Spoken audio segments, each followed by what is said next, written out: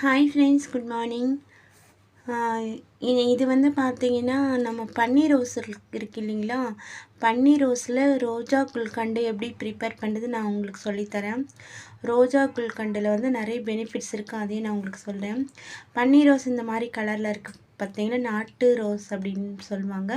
பன்னீர் rose இது வந்து பார்த்திங்கன்னா மார்க்கெட்டில் நல்லா ஈஸியாக கிடைக்கும். இதை வாங்கி கொஞ்சம் கல்லுப்பு போட்டு 2 டைம்ஸ் வாஷ் பண்ணிவிட்டு இந்த மாதிரி ஒயிட் கிளாத்தில் வந்து பார்த்திங்கன்னா ஒரு 2 டேஸ்க்கு வந்து நம்ம அப்படியே காய விட்டுறணும்.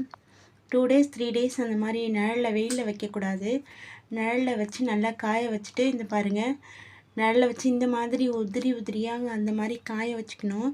காய வச்சுட்டு இந்த மாதிரி கற்கண்டு இருக்குங்களா, ஒரு 2 கப்பு அளவுக்கு ரோஜா இதழ் வந்தால் நம்ம வந்து 1 கப் அளவுக்கு கற்கண்டு, அதுக்கப்புறம் பாதாம், அதுக்கப்புறம் முந்திரி, இந்த மாதிரி நட்ஸும் எடுத்து வச்சுக்கணும். நம்ம ஃபஸ்ட் வந்து ரோஸ் வந்து பார்த்திங்கன்னா மிக்ஸி ஜாரில் போட்டு எடுத்துக்கலாம். நாம் மிக்ஸி ஜாரில் போட்டு இந்த மாதிரி கிரைண்ட் பண்ணி இந்த மாதிரி இருக்கும்.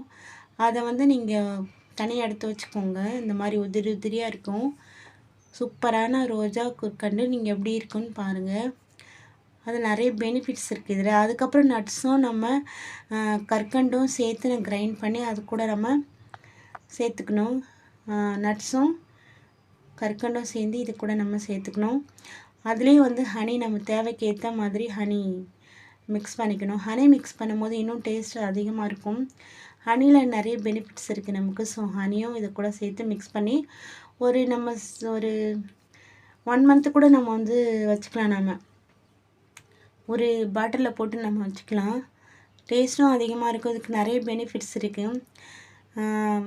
பொண்ணுங்களுக்கு வந்து பார்த்திங்கன்னா பீரியட்ஸ் ப்ராப்ளம் இது சரி பண்ணி கொடுக்கும். அதுக்கப்புறம் வந்து பார்த்திங்கன்னா உடல் ஹீட் இருக்குல்ல, பாடி ஹீட் வந்து குறையும். டெய்லியும் கொஞ்சம் கொஞ்சம் நான்வெஜ் சாப்பிட்டா இது வந்து சாப்பிட்டிங்கன்னா மவுத்தில் வந்து பார்த்திங்கன்னா ரொம்ப ஸ்மெல் எதுவும்